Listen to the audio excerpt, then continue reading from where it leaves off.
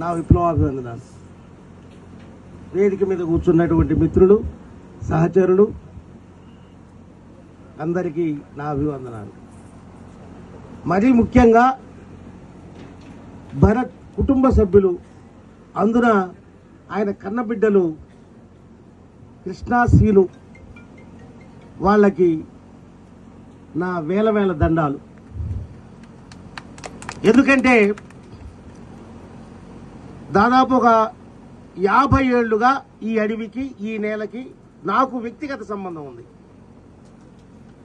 వివిధ స్థాయిల్లో విమోచన పార్టీ దగ్గర ప్రారంభిస్తే జనశక్తి పార్టీ వరకు వివిధ స్థాయిల్లో వివిధ సందర్భాల్లో అడవి ఉద్యమం సంక్షోభం ఎదుర్కొనేటప్పుడు, అడవి ఉద్యమంలో సమస్యలు వచ్చినప్పుడు, అడవి ఉద్యమానికి చేదోడు వాదోడుగా నిలబడాల్సినప్పుడు అప్పుడు నాయకత్వ స్థానంలో ఉన్నటువంటి మేము చాలా సందర్భాల్లో ఈ ప్రాంతాల్లోకి వచ్చాం.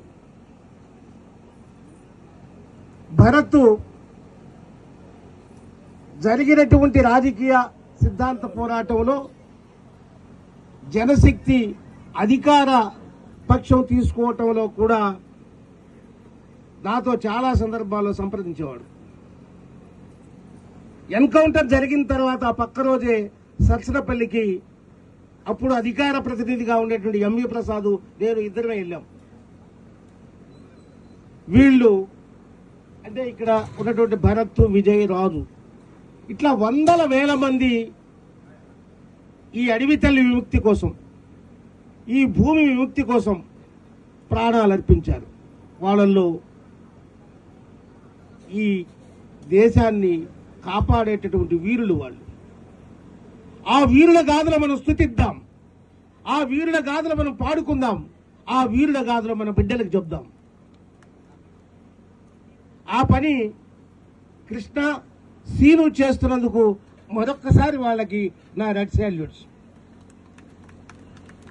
ఇది ఎందుకు నేను ప్రత్యేకించి చెప్తున్నానని చెప్పానంటే, ఈ గోదావరిలో అడవి ఉద్యమం చంద్రపుల్లారెడ్డి